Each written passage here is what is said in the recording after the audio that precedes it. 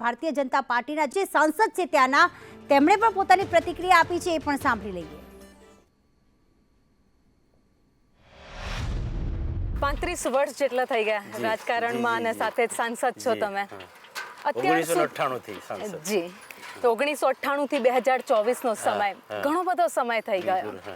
અત્યાર સુધી કહેવાય કે ટ્રાઇબલ વિસ્તારમાં જ્યારે સાંસદનું નામ પડે એટલે સૌથી પહેલા બધાના માટે એક જ નામ હોય કે મનસુખ વસાવા, પણ પહેલી વાર કદાચ એવું લાગે છે કે મનસુખભાઈને ક્યાંક ડર લાગી રહ્યો છે।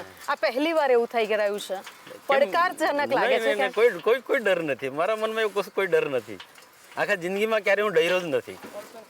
પણ એવું લાગતું નથી કે આ પહેલી વાર ક્યાંક અન્ય પાર્ટી મનસુખભાઈને ક્યાંક પડકાર આપી રહી હોય? ના ના ના, આપણા જિંદગીમાં તો બહુ ઘણા પડકારો આવ્યા છે, પણ બધા પડકારોનો અમે સામનો કર્યો છે।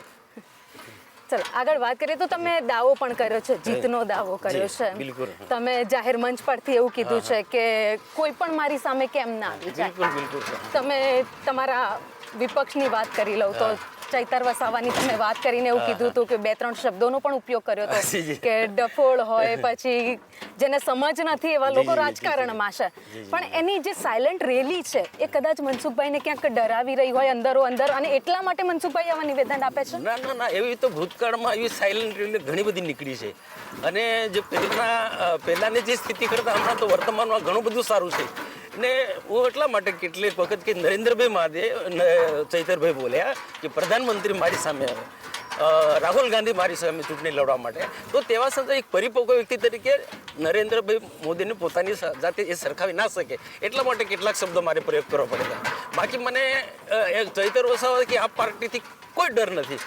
ભૂતકાળની અંદર કહું, એ ચૈતર વસાવા બીટીપીમાં હતા, ને તે વખતે ચૈતર વસાવા, મહેશભાઈ ધારાસભ્ય, છોટુભાઈ વસાવા, આ વિસ્તારની અંદર બીટીપીની જબરજસ્ત મોટી ધાક હતી, અને કેટલાક ટ્રાઇબલ સંગઠનો પણ એમની સાથે હતા, છતાં પણ એમની સામે અમે લડ્યા છે, અને એમને અમે ફાવા નથી દીધા ભરૂચ લોકસભામાં। એટલે આજે તો પહેલા કરતાં બહુ ઘણી સારી સ્થિતિ છે। અત્યારે તમે એવું કહો છો કે ઘણી સારી સ્થિતિ પહેલા કરતા છે, પણ બીજી બાજુ એ પણ છે કે ટક્કર બરાબરીની છે આ બેઠક ઉપર। જો ટક્કર તો હોય, રાજનીતિમાં છે, અને એમાં પણ ઘણા બધા સમીકરણો બદલાતા હોય છે। કોંગ્રેસ ગઠબંધન એમની સાથે ના પાડતા હતા, છતાં પણ ગઠબંધન થઈ ગયું છે, તો એના કારણે થોડું અમે વ્યૂહરચના કરવા માટે પણ થોડું અમારે ઘણા બધા સમીકરણો બદલાય, એની સાથે અમારે ચાલવું પડે। પણ ભરૂચ લોકસભા ભારતીય જનતા પાર્ટી જ જીતશે, એટલા માટે હું કહું કે અમારું સંગઠન ખૂબ મજબૂત છે, જે એમની પાસે નથી।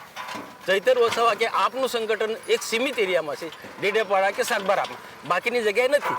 જ્યારે અમારો આખા લોકસભાની અંદર 7 વિધાનસભામાંથી 6 વિધાનસભા ભારતીય જનતા પાર્ટી સાથે છે, અને તાલુકા પંચાયત, જિલ્લા પંચાયત, નગરપાલિકા, આ બધી જે સત્તા છે, નીચેની સત્તાઓ, જે ખરેખર ફિલ્ડ પર પ્રજાના કામો કરવાવાળી સત્તા, બધી અમારી પાસે છે, ને એ સત્તાનો અમે સદુપયોગ કરી રહ્યા છીએ।